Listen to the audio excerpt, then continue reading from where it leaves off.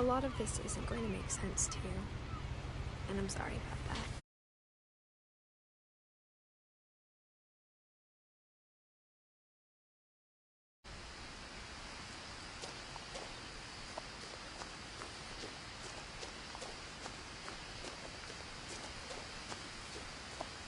I lived here until I was 11, but I wasn't allowed inside half the rooms.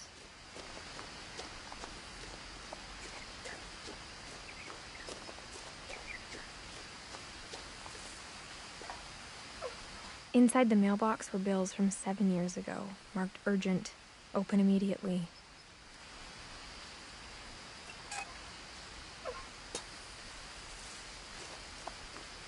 I hadn't been back since my brother Lewis's funeral.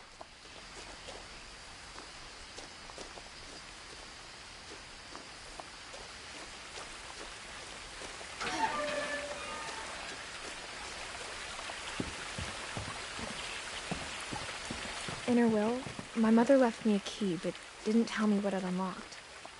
Maybe she thought I'd know. Or she thought that the mystery would be enough to bring me back.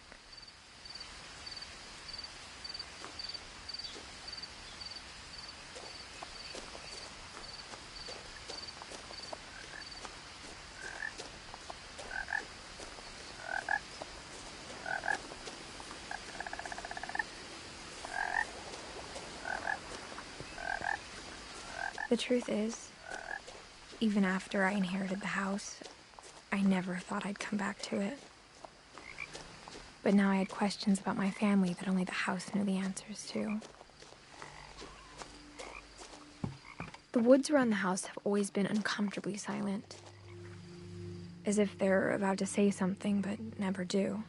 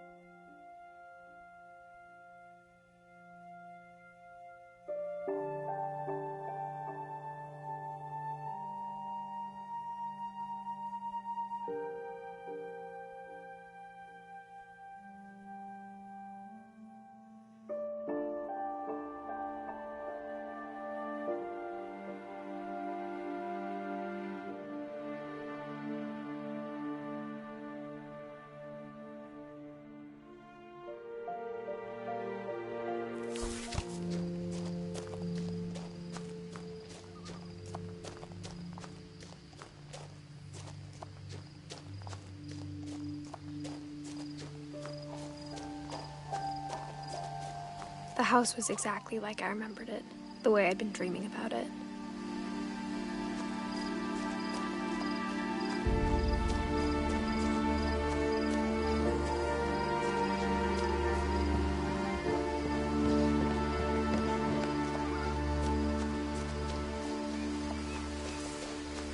As a child, the house made me uncomfortable in a way I couldn't put into words.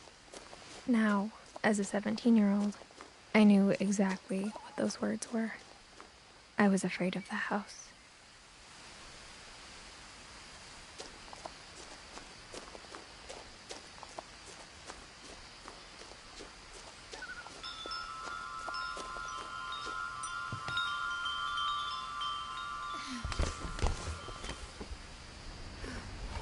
Crawling through the doggy door used to be a lot easier when I was 11.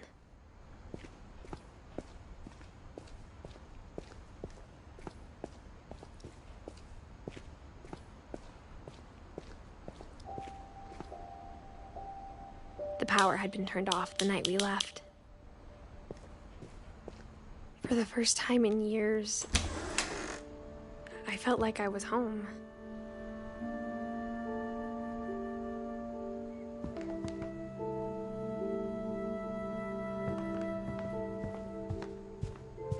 The table was still a wreck from the night we left.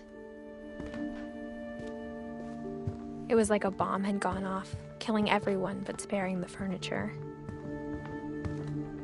My mom was the only one of us who could imagine Great-Grandma Edie living in a nursing home.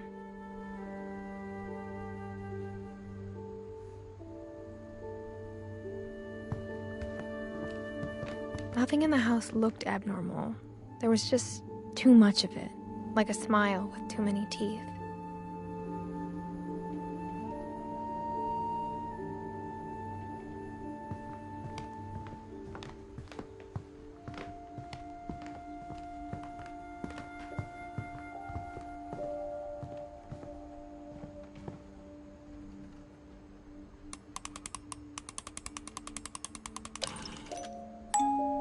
Great-Grandpa Sven built a music box for Barbara, along with the rest of the house. Mom always told me to stay out of the basement, so I wasn't too surprised when the key didn't fit.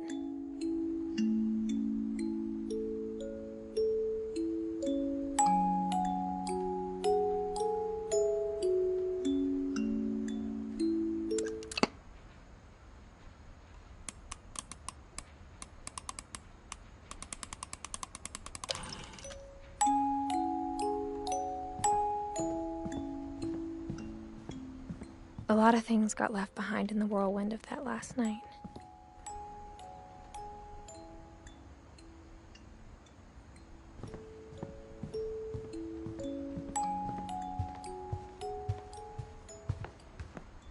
Instead of a family, there were just memories of one. Only one restaurant would deliver to our house. We had Chinese a lot.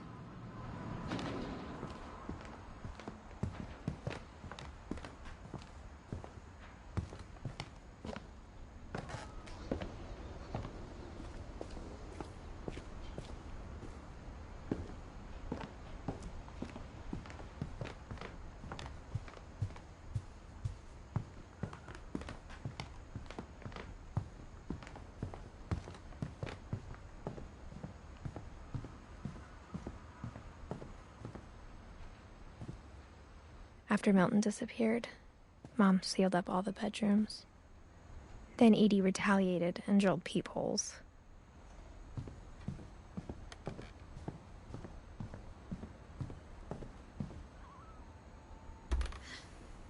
My Grandpa Sam spent 7 years sharing a room with his dead brother, Calvin.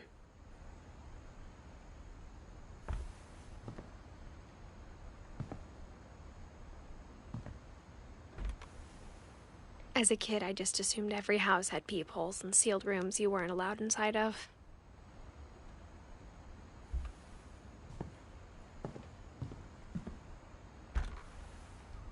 The last time I was in Edith Sr.'s room, I was 10 and she was painting my portrait.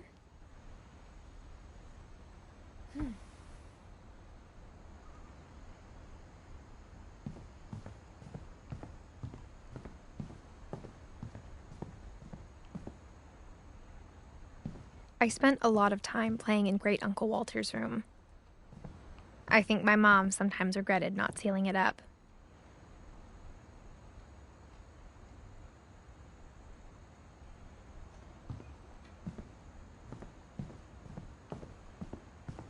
Louis told me there were secret passages, but I never believed him.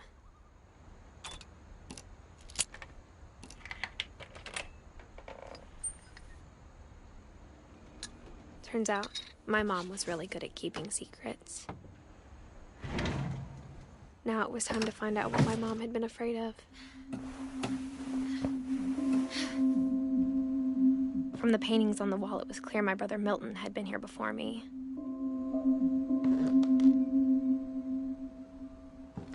Reading this, maybe it sounds like I had a plan, but I had no idea what was behind that door.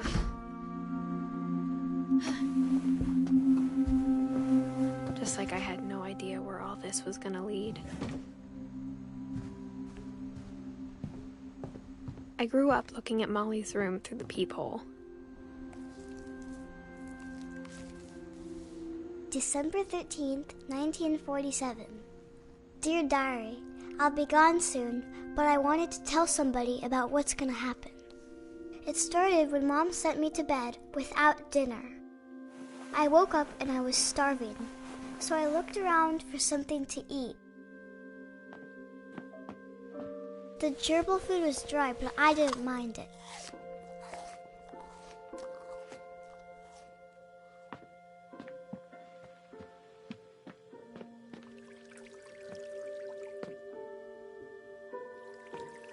I thought about eating Christopher, but I held back.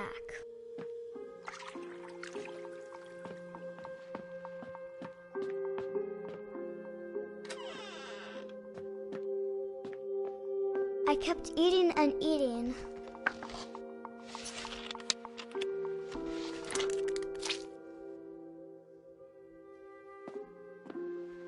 I ate a lot of things that night.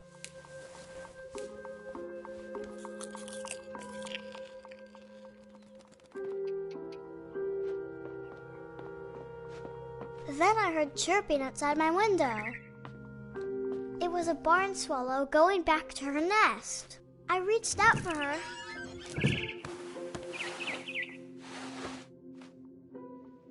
And suddenly, I was a cat.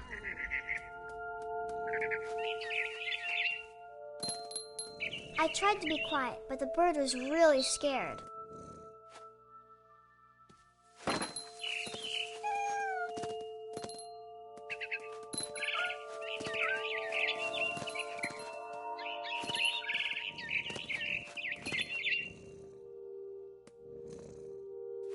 I jumped and I almost got her. I could tell she was getting really tired. Now I was up in the big tree. I promised Dad I wouldn't climb it anymore. All I cared about was eating that mama bird. I gobbled her up. And suddenly, I was an owl. First, all I heard was the wind. Then I heard little teeth nibbling in the grass.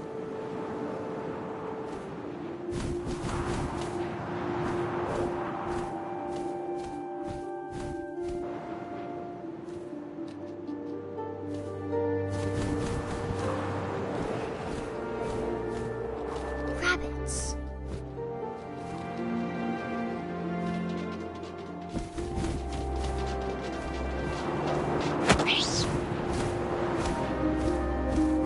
I imagined his face looking up and seeing mine through my talons. I swallowed him up, and I didn't chew one bit. Then I flew off to find something bigger.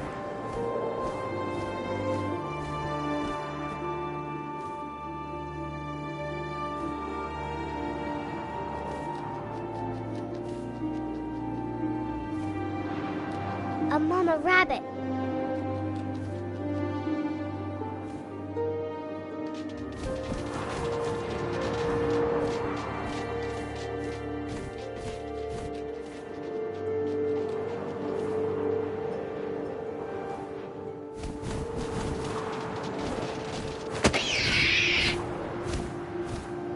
She was almost too big to carry. I started choking, but I couldn't stop eating. And suddenly, I was a shark.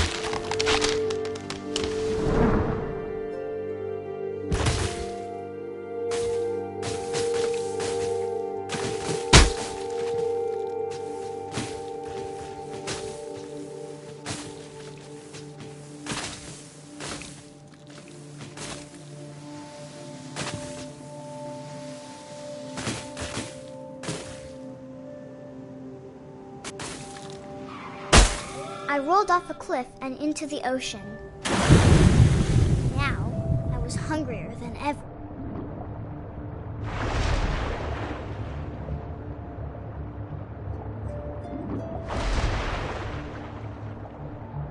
I wanted fat, juicy seals. I tore off her flipper, and it tasted really good.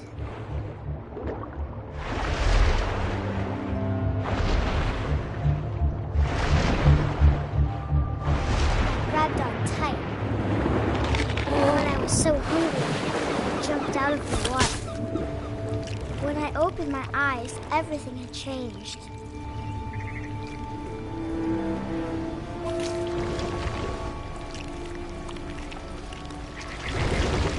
Now I was a monster and I smelled people everywhere.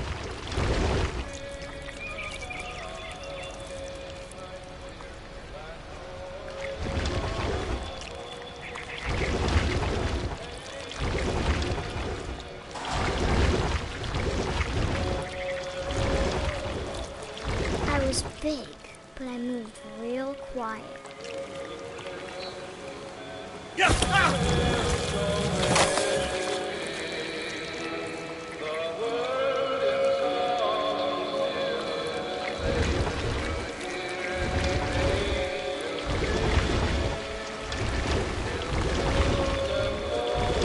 I wanted to stop, but also I didn't.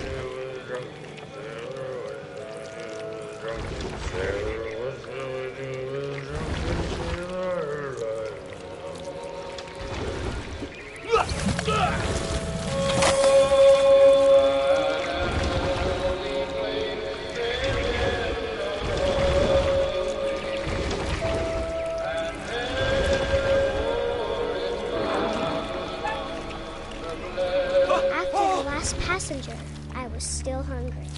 And across the water, I smelled something new. Something I had to have, so I swam towards it.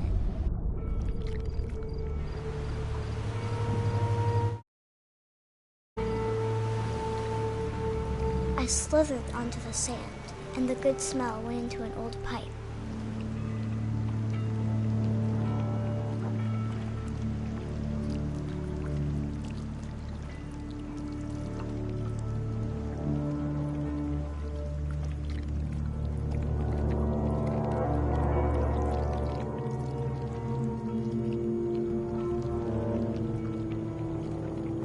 I got closer and closer.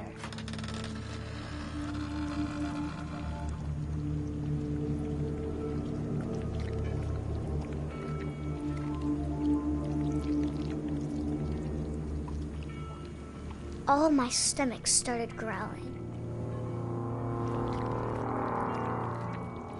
And suddenly, I was me again. I held my breath for a long time, but I couldn't hear anything. I think it's waiting for me to fall asleep. But it's not going to wait much longer. It needs to feed, and we both know I will be delicious.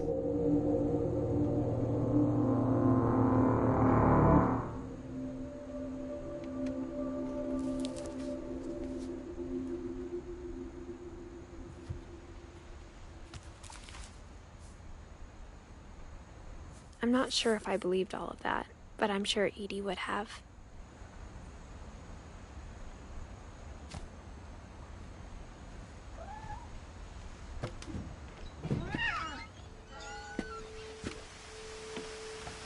This will be obvious later, but my mom never told me any of these stories.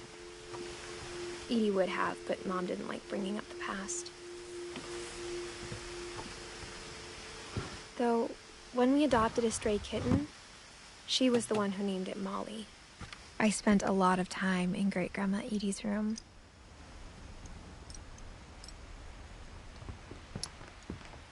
We got along, and it was a good place to hide from my mom.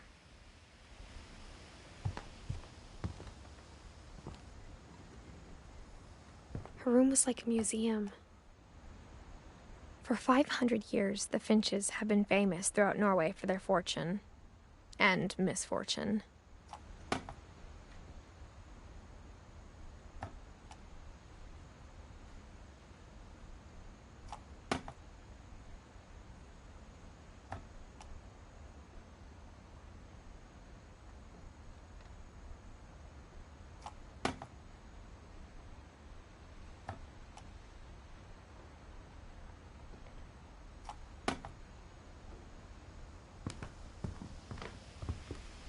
Louis died a week before we left, but Edie had already started to memorialize him. Edie knit me a new pair of gloves every year, just in time to replace the old ones.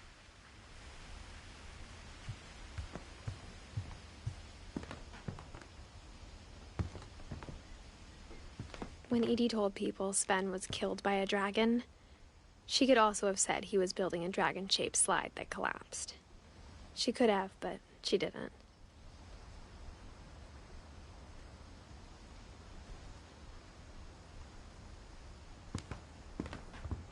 Even in her 90s, sometimes Edie seemed a lot younger than my mother.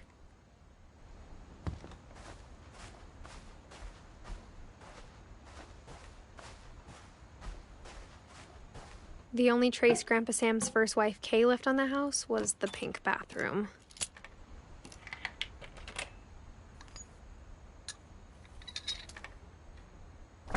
There's a secret in this bathroom. It's in the last place you would look. It isn't in the cupboard.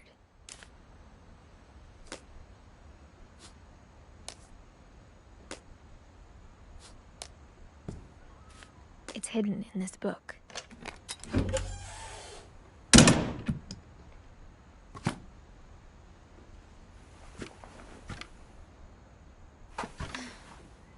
Sven gave Sam an old camera he'd refurbished. He never put it down.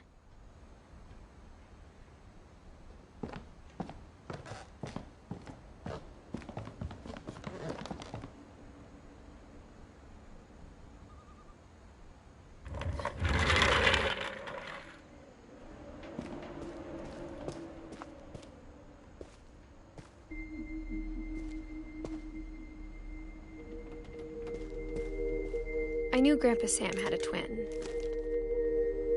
and that he never talked about him. I guess my grandpa didn't like history any more than my mom did.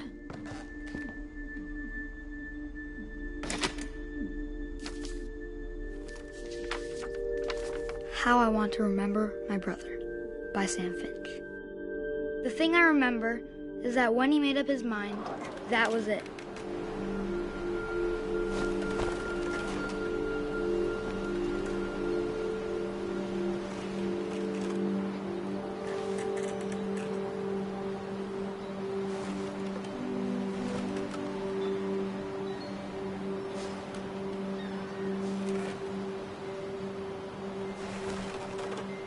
My brother said he'd die before he ate another mushroom. And he did. At Barbara's funeral, we swore he'd never be afraid again. And he wasn't. I think Calvin always wanted to fly. Sam! Calvin! Dinner's ready! Coming! But that day, he finally made up his mind to do it. I told him going around was impossible. Maybe if I hadn't said that. Calvin! I'm not gonna tell you again! Maybe if the wind hadn't picked up. Then maybe he'd still be here. But I doubt it. I think he'd already made up his mind. That's what I want to remember about my brother.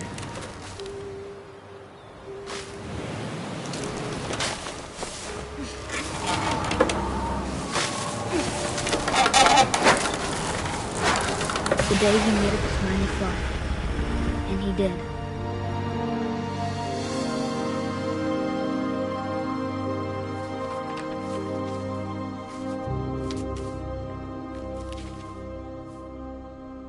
Calvin's story felt strangely familiar.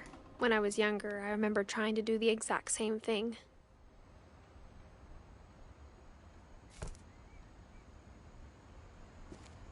After the funeral, Edie roped off Calvin's half of the room.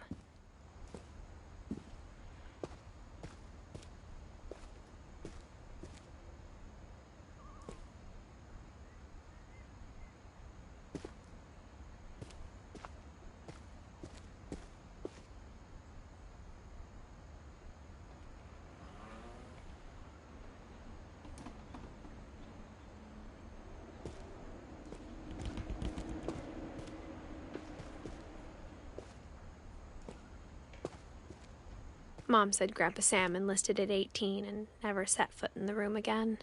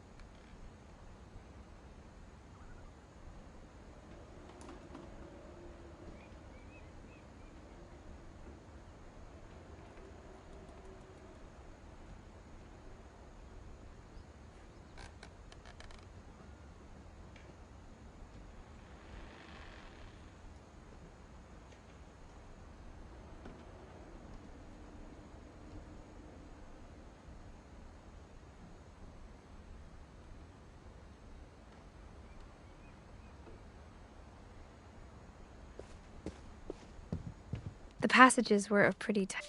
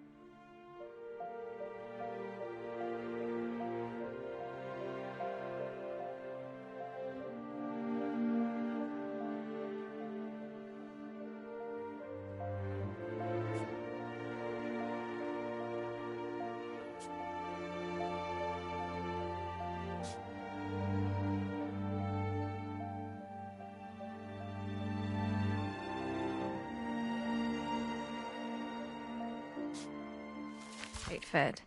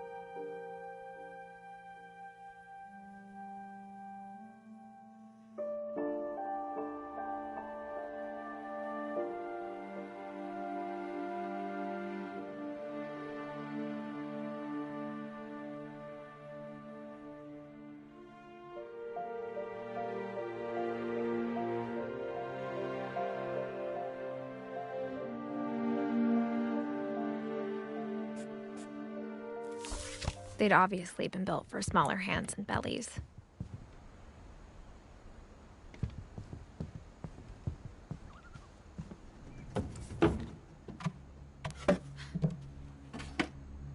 Growing up, I always thought of Barbara as a child star.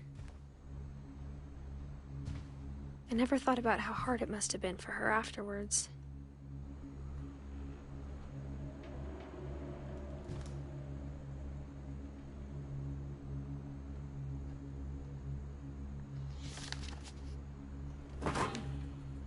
Of all the stories people wrote about Barbara's death, I'm surprised Edie saved this one.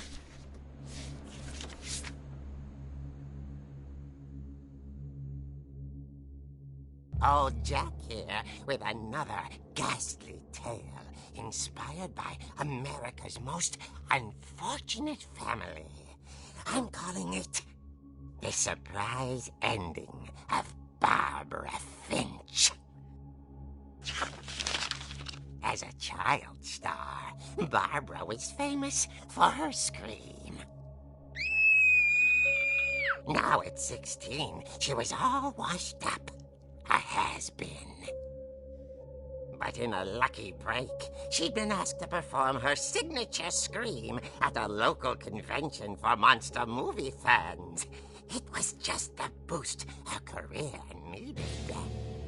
Unfortunately, her scream hadn't aged well. Getting better. I think you just need the right motivation. Her biggest fan and current boyfriend, Rick, was about to demonstrate when... Now that was a great scream. It was Barbara's father, Sven. He'd slipped into a table saw and had to be rushed to the emergency room. So Barbara got stuck babysitting her youngest brother, Walter. Her convention comeback was cancelled. Okay, I'm hearing frustration, but I'm not hearing terror. What if I tried... A gang of hoodlums in Halloween masks have been terrorizing Orcas Island tonight. Police are urging residents to... That came from the basement. You're right! Also, I loved your delivery on that. Why is your basement door locked? Because my dad likes making puzzles and secret passages. There's a key hidden in the music box. The secret is to keep winding and winding until finally the key pops out. Thanks, babe. I'll be back in a sec. 20 minutes later, Rick hadn't returned. So Barbara went to look for him, right on cue. She reached for the music box. And as she wound the key, she listened for Rick, but the house was silent.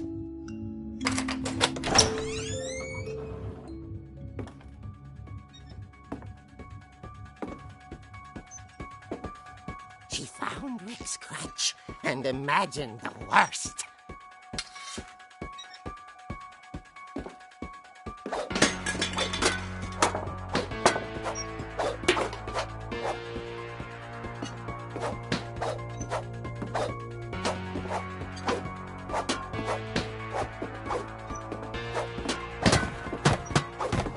The gang's leader is the infamous Hookman killer, Dr. Carl Hamill, who impaled and then ate his family 10 years ago tonight. The old fridge rattled and grew still. Oh dear! Oh! Rick? Barb, relax. I was just trying to scare you to help you find your scream. Well, I'm not scared, Rick. I'm furious. Then act furious. All I'm getting from you now is that you're hurt and confused and you're... She threw him out, but she kept a little something to remember him by. Barb, have you seen my other crutch? And she was still holding it when she fell asleep watching the Late Picture Show. Hours later... Barbara! Walter, what's going on up there? Ah! Okay, I'm coming up, but if this is a trick, you're dead, Walter.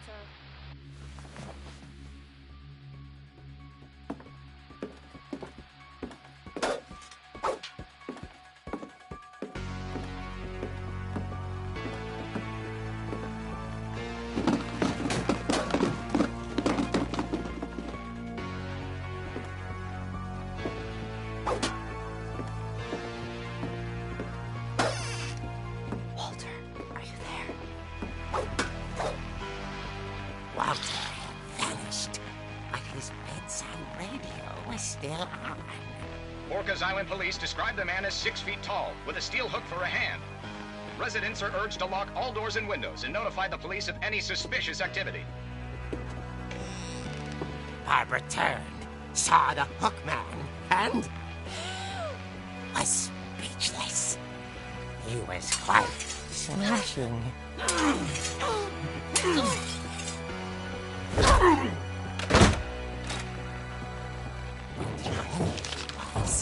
He couldn't get enough of Barbara. Okay, Barbara, there's gotta be another way out of here. That night, she played her part beautifully.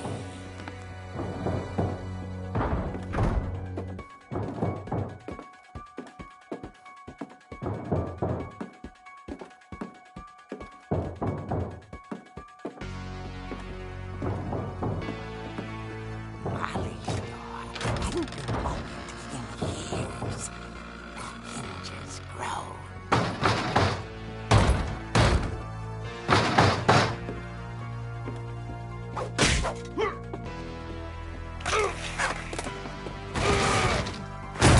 He wasn't moving, but she sensed the story might not be over yet.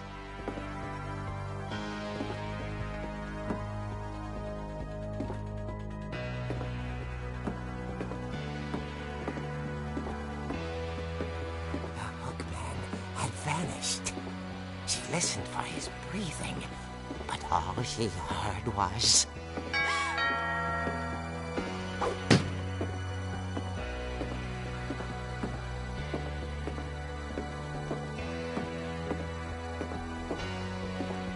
At the door, she heard whispering. It was coming from inside the house.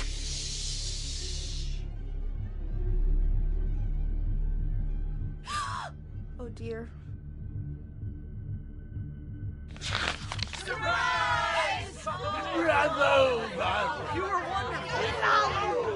monsters had come to surprise her. For Barbara, it was a dream come true.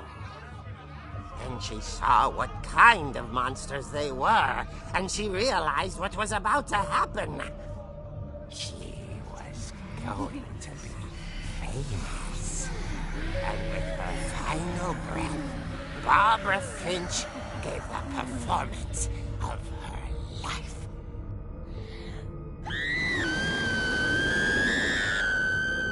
I wasn't there myself, but I hear Barbara was magnificent. Poor girl. She had a taste for stardom. But unfortunately, so did her fans. Of course, the police blamed it all on poor Rick, who disappeared the same night. And little Walter? Hiding under his bed the whole time. He took it all pretty hard, but that's another story. As for Barbara, tucked inside the music box is all they ever found of her. Her ear. Now that's what I call a real eerie tale.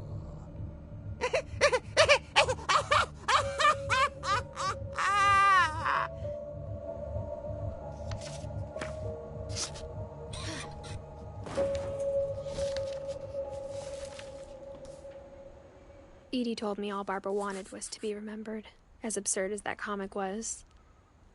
Maybe what Edie saw was a happy ending.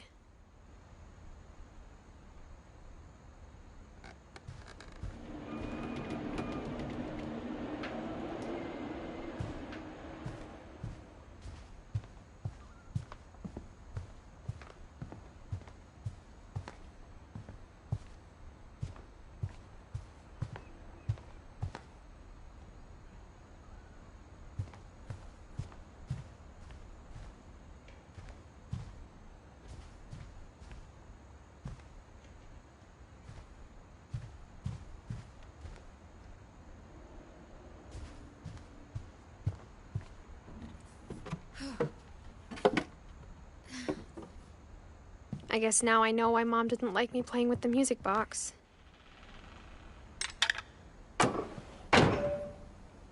It's funny.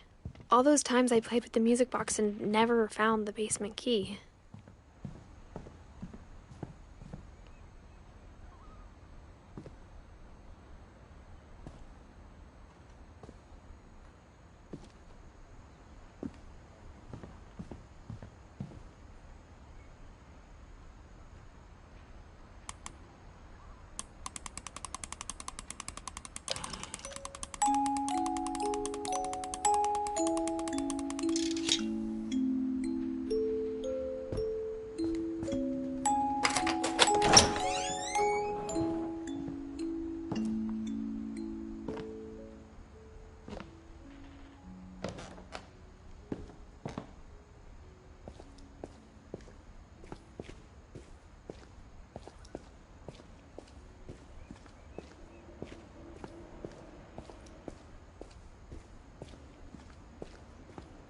Mom said the basement was off limits, unless I wanted another tetanus shot.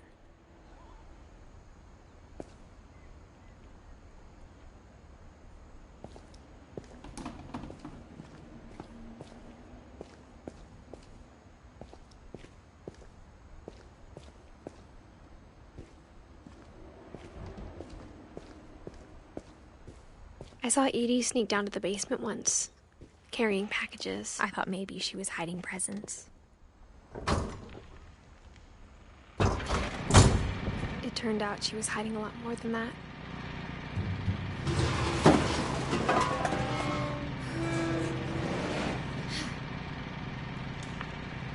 I remember asking Mom once about where Walter had gone. She said after Barbara died, he got as far away as he could. If there's a pattern in all these stories, I think it's that none of us has gotten very far.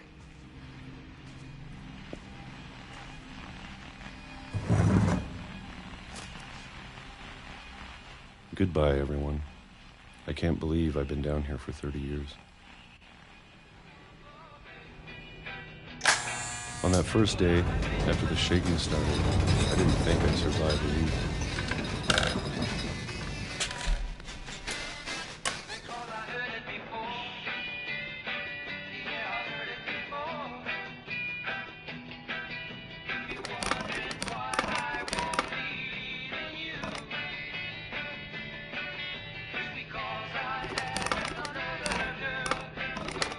But after a few days, I settled into a routine.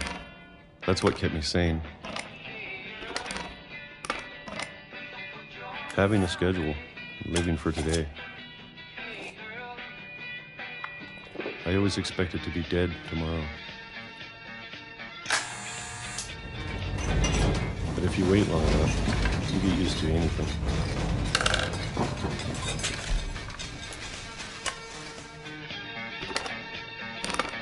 Even a monster on the other side of the door starts to feel normal. Almost friendly.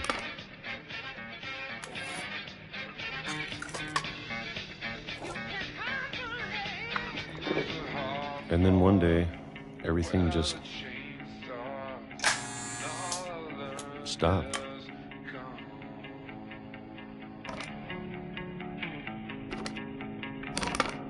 Whatever that thing was, it was gone. Maybe it got tired of waiting. Or maybe I just got tired of being afraid.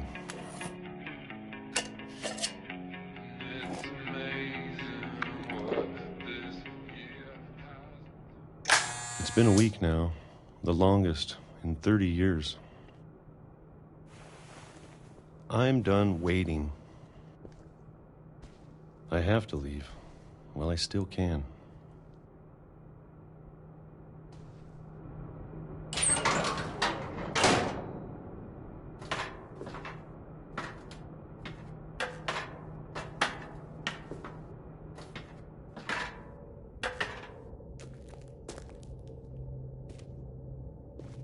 I know it's out there, somewhere. Whatever killed Barbara and Molly time, Calvin. Maybe this is all a mistake. But I need to stop living the same day, even if it kills me.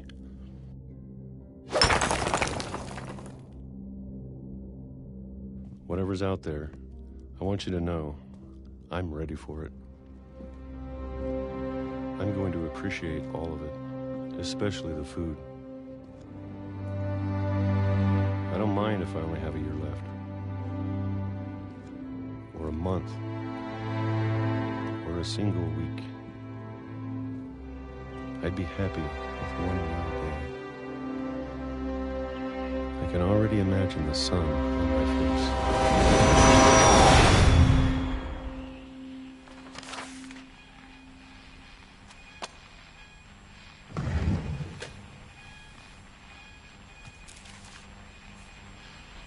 Walter died when I was 6. I can't believe my mom never told me he was down here.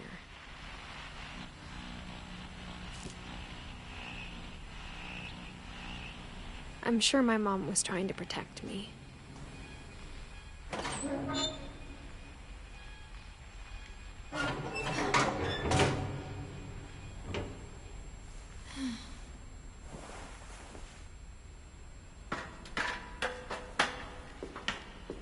Maybe she was afraid I'd end up like Walter. But if she never told me about an uncle under the house, I can only imagine what else she was hiding. I don't want to make the same mistakes she made, trying to bury something that's still alive. Now that there's only one of us left, or maybe 2, I thought it was time I heard the stories for myself and found out what happened to everyone else. But now I'm worried the stories themselves might be the problem. Maybe we believed so much in a family curse, we made it real.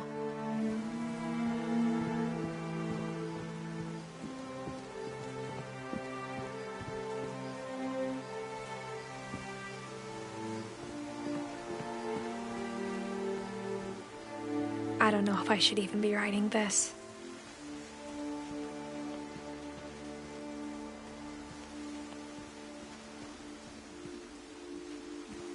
Maybe it'd be better if all this just died with me.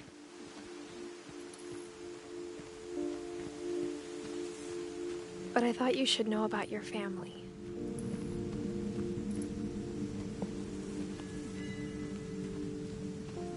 And the history you're a part of.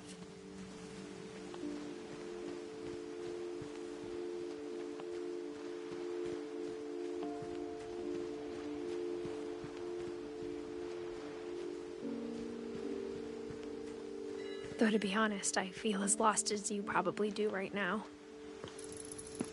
I think the people in these stories believed them, for what that's worth.